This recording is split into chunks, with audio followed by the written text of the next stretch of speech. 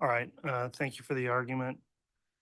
The courts reviewed the as to both the Primerica and LifeMap insurance policies. Thank you, Your Honor. All right, thank you for the argument. The courts reviewed the motion, which is a motion brought under Rule 29 of the Idaho Criminal Rules. And this is a motion for judgment of acquittal, which reads that we're now at the time the prosecution has closed its evidence. And if the court finds, based on the standards cited there by the state, insufficient evidence, the rule reads, must enter a judgment of acquittal of any offense for which the evidence is insufficient to sustain a conviction. I've listened throughout the trial to all of the evidence submitted. There's multiple counts in this amended indictment.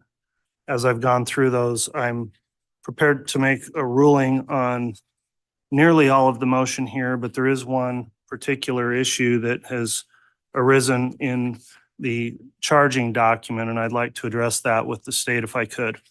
So in the initial indictment filed in this case on May 25th, 2021, and I'm looking at count 4, which is the charge of first-degree murder involving J.J. Vallow.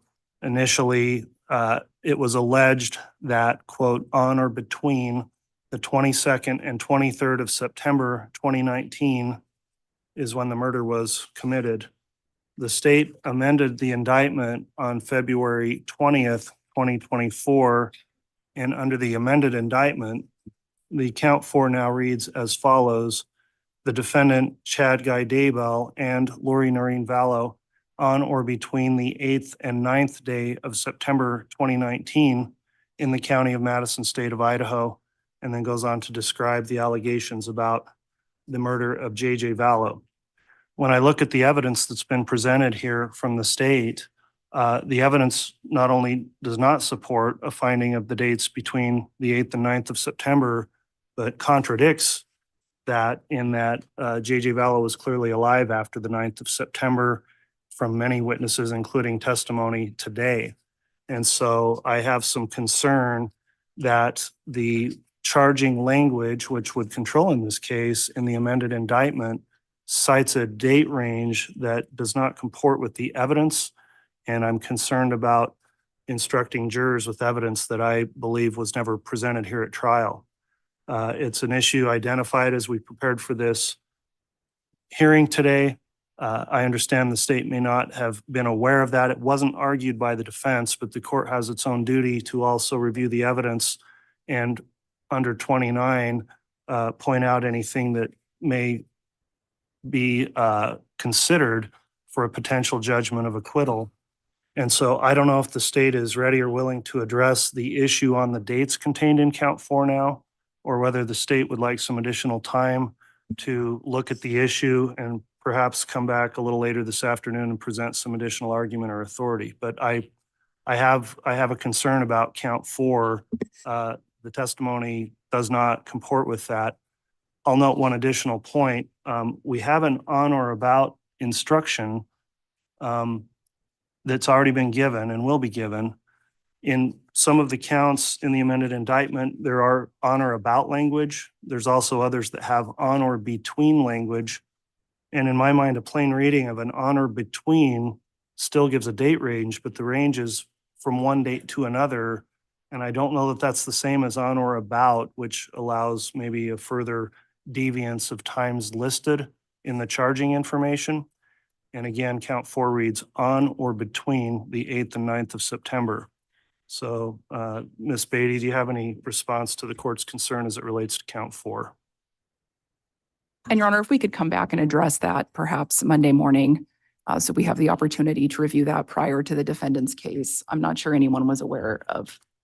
And Judge, I need to respond for the record. Yes. Why don't you, I did say a lot there, and Mr. Pryor offered the state a chance to respond. Any response from the defense, Mr. Pryor? Judge, state has had an opportunity and an ample opportunity to review their pleadings.